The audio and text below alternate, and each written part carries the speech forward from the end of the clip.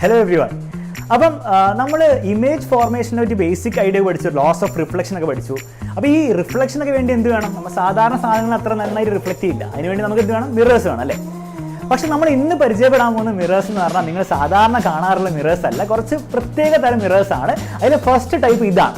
അപ്പോൾ നിങ്ങൾക്ക് നമ്മുടെ അലൻ സാറിനെ കാണാം. അപ്പം മിറേഴ്സ് പ്രത്യേകത ഉള്ളതുകൊണ്ട് തന്നെ നമ്മുടെ വീഡിയോ എടുക്കാൻ വേണ്ടിയിട്ടും സ്പെഷ്യലായിട്ട് ഒരാളാണ് നമ്മുടെ അലൻ സാർ പുറകിലുണ്ട്, നല്ല ചിരിയൊക്കെ കാണിക്കുന്നുണ്ട്. അപ്പം ഈ മിററിൻ്റെ പ്രത്യേകത എന്താണ് നമുക്ക് അർച്ചന മിസ്സിനോട് ചോദിക്കാം. ഓക്കെ, മിസ്സിന് എന്താ തോന്നുന്നത് ഈ മിറർ കണ്ടിട്ട്? ഇത് സാധാരണ ഒരു മിറർ പോലെയാണോ തോന്നുന്നത്? പുറത്തേക്ക് എങ്ങനെയാണ്? മിസ്സിൻ്റെ മുഖം കണ്ടിട്ട് എങ്ങനെയുണ്ട്? നല്ല ഭംഗിയുണ്ടോ അതിൽ? സാധാരണ ഉള്ള അത്രയും ഭംഗി മിസ്സിന് തോന്നുന്നില്ല. കാരണം ഈ മിററിന് ഒരു പ്രത്യേക ഒരു കേർവ്ഡ് ഷേപ്പാണ് അല്ലേ? പൂണ്ട് വാക്കുക.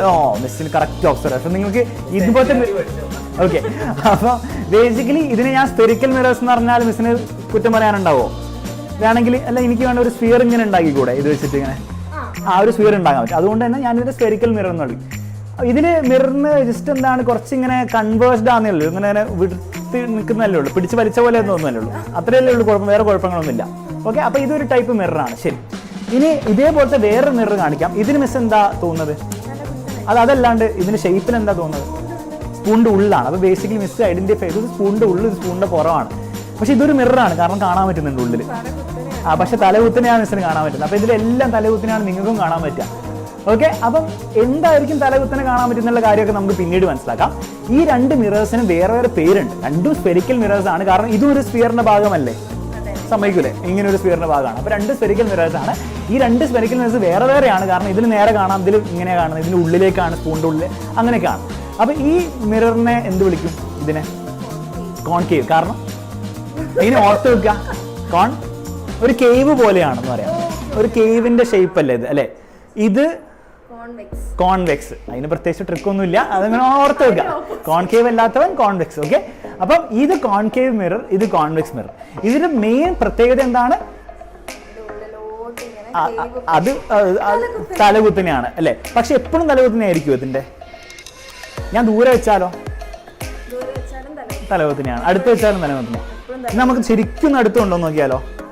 സിനി എടുത്തോണ്ടോ? പേടിക്കണ്ട, മിറർ ഒന്നും ചെയ്യില്ല. അല്ല, ഇപ്പൊ കാണും. ഇപ്പൊ എന്താ തോന്നുന്നത്? ഇപ്പൊ നേരെയല്ലേ മിസ്സിന്റെ?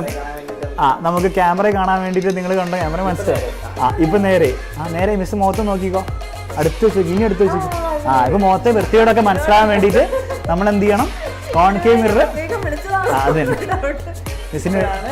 അപ്പോൾ ബേസിക്കലി ഇതൊരു റിയാലിറ്റി ചെക്കാണ്. നിങ്ങൾക്ക് നിങ്ങളുടെ ഭയങ്കര ഭംഗിയൊക്കെ ഉണ്ടെന്ന് തോന്നുകയാണെങ്കിൽ നിങ്ങൾ എന്ത് ഈ കോൺകേവ് മിറർ എടുത്തിട്ട് വെച്ച് നിങ്ങളുടെ മുഖത്ത് അടുത്ത് കൊണ്ടുവന്നാൽ നിങ്ങൾക്ക് അതിൻ്റെ വൃത്തിയോടൊക്കെ മനസ്സിലാവും. അപ്പോൾ ബേസിക്കലി കോൺകേവ് മിററിൻ്റെ പ്രത്യേകത എന്ന് വെച്ചാൽ സാധാരണ സ്ഥിതിയിൽ സാധാരണ ലെൻസിലൊക്കെ ഇത് ഇൻവേർട്ടഡ് ഇമേജ് ആ ഫോം ചെയ്യാം, തിരിച്ച് തലകുത്തിനുള്ള ഇമേജ് ആ ഫോം ചെയ്യാം.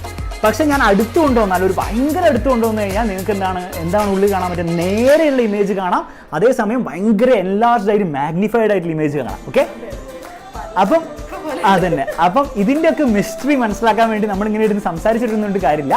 നമുക്ക് ബോർഡിലേക്ക് പോകണം, റേ ഡയഗ്രാംസ് വരയ്ക്കണം, ലോസ് ഓഫ് റിഫ്ലക്ഷൻ ഉപയോഗിക്കണം, എല്ലാ കാര്യങ്ങളും ഉപയോഗിച്ചിട്ട് ഇതൊക്കെ മനസ്സിലാക്കിയെടുത്ത് റിവ്യൂ ചെയ്യണം. ഓക്കെ, അപ്പോൾ അതാണ് നമ്മുടെ അടുത്ത ടോപ്പിക്സിലായിട്ട് കാണാൻ പോകുന്നത്. അപ്പോൾ ബൈ ബൈ, അടുത്ത ക്ലാസ്സിൽ നമുക്ക് കാണാം. ശരി.